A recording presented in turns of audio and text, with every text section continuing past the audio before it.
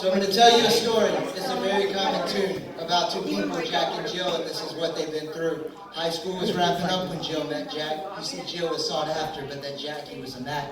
It was a graduation party, and everyone was having fun. Jill had never drank before, but everyone was having some.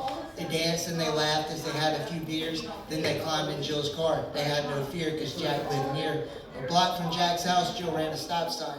There was a truck coming through, and Jill couldn't stop in time. They smacked into the truck, and everything went black. Jack was hurt real bad. The doctors barely brought him back. Jill felt so guilty as Jack fought to rehab. She stuck by his side. They shared his pills, and it got bad. They both loved the feeling of Jack's Oxycontin. All the guilt and the shame and all the pain was forgotten.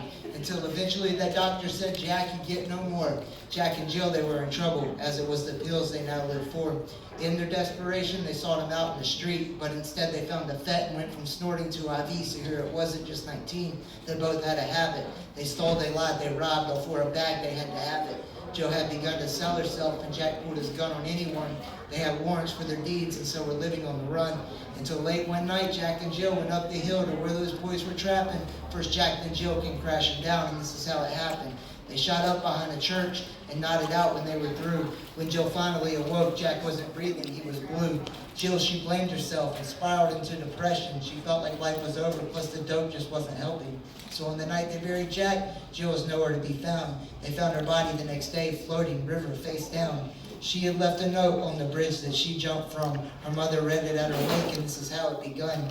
To my family and my friends, I'm sorry to have hurt you. To my mom, my dad, I'm sorry for what you were put through. It's like we never stood a chance. Life turned to dust before our eyes. It began as harmless fun. Before I knew it, Jack had died. We both planned to become doctors. We loved life and we had hope. But our dreams were traded in for a needle and bag of dope. Our story is not unique, but our voices are rarely heard. We're overlooked across this country from projects to suburbs. This is the true pandemic, but we act like we're all immune until you are the person giving a speech inside this room. The guilt, the shame, regret that we feel in active addiction push us deeper into despair. We create a lonely prison. Connection is the key to a disease of isolation. We must love our addicts back and come together as a nation. We're all someone's son, someone's daughter, sister, brother, an aunt or an uncle, someone's father or their mother. So please help us to fight. Don't treat us as disappointments. Your love can be a bandage. Compassion may be the ointment. Change starts from one of us, can inspire another person. Each time we are successful, the story has a happier version. So if this touches you, if you know a Jack or Jill, how will you choose to act if this story plays out for real? We don't have to fight alone, and we don't have to get that call. Love us back up off the bridge. It's in your court. Don't drop the ball. So.